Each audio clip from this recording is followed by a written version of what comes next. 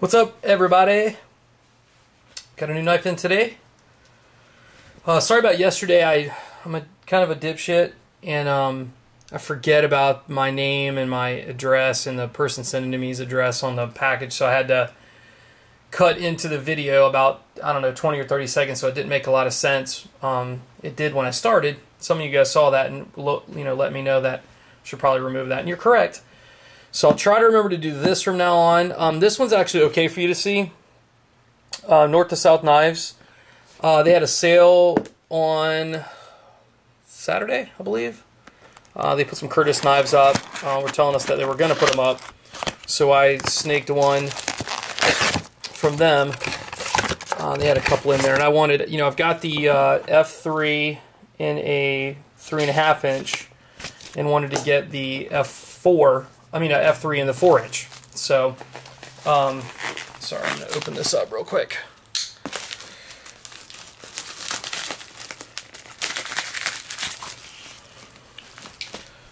With the Strider.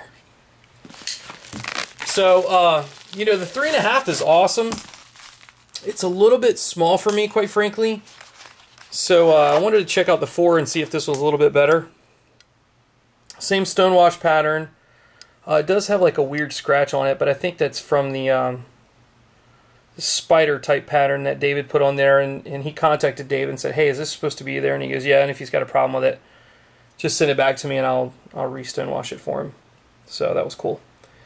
But it's a weird look there too. It's like a mill mark in there. Huh. It's interesting. I haven't seen that before. All in all, much larger knife. Still flips just as good. Good looking blade. These guys, David does a good job at the flipping action of these knives. So we're sitting at about 20% or so, 15-20%. So good lock up. Let's see the blade centering. Pretty close to center. Looks like it might be a slight bit off to this side. Let's check the blade play. Nothing.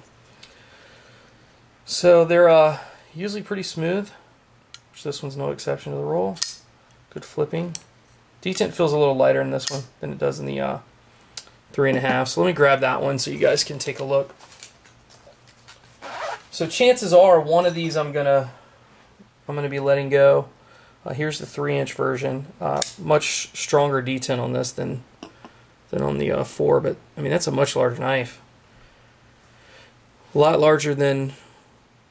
I mean, I knew it was going to be larger than blade, but the handle's a lot bigger as well. So based on the camera, it's kind of hard to tell because the camera's at like an angle.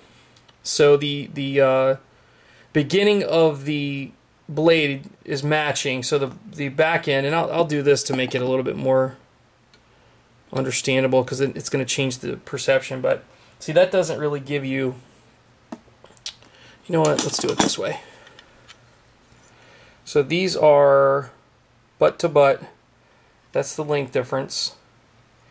Handle difference, you can see, is pretty good. I mean, this is a much larger knife. It actually feels better. It's got the stainless steel standoffs, the same as the 3.5. Good jimping on a little bit more jimping because the blade's longer on the 4-inch. So I don't know. I might, detent is a lot lighter on this. Still fires like crazy. Let's show you this guy. Again, really smooth, right in dead center. This one, because it's a shorter blade, probably fires a little bit better anyway.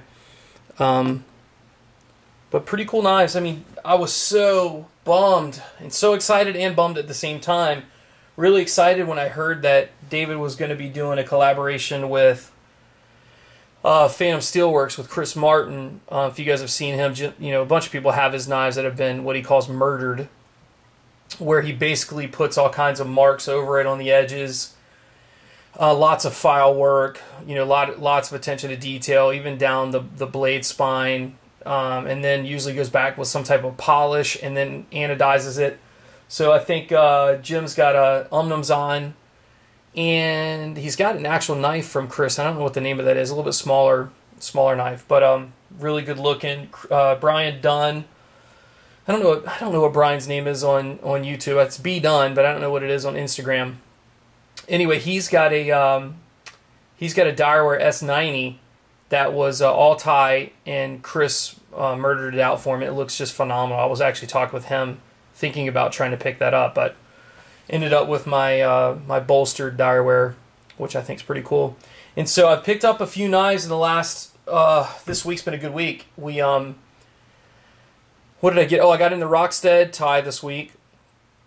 I got a Curtis F3 4-inch this week. I've got a Norseman coming in, which is really cool. It's in a blue anodized with Moonglow scales, Moonglow inlay, so that'll look cool.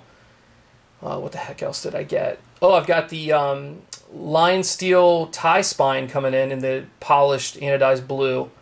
I'm actually excited to see that. That's the Total Integral.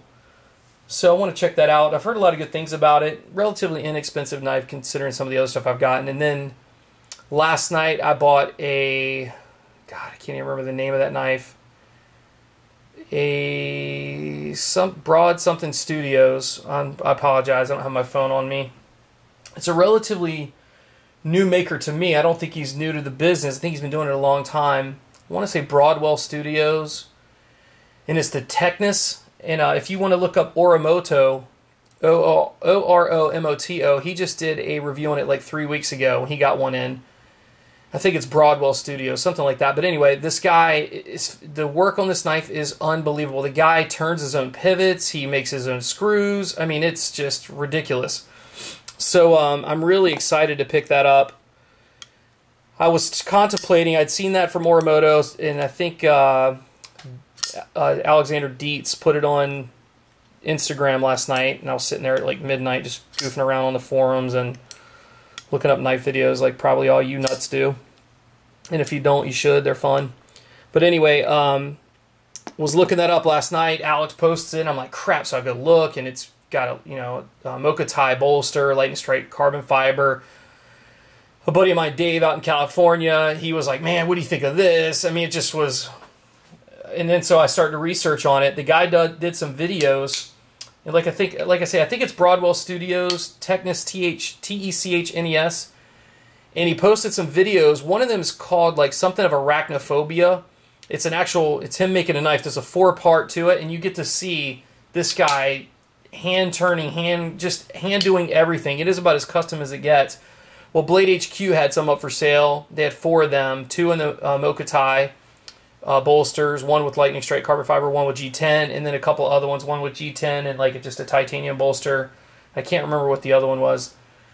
So, of course, me and my dumbass and inability to hang on to money said, you know what, screw it.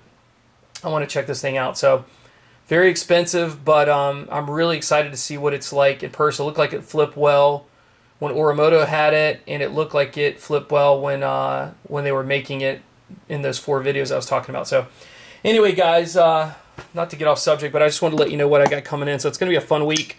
I'll try to get as many videos done as I can as soon as they come in.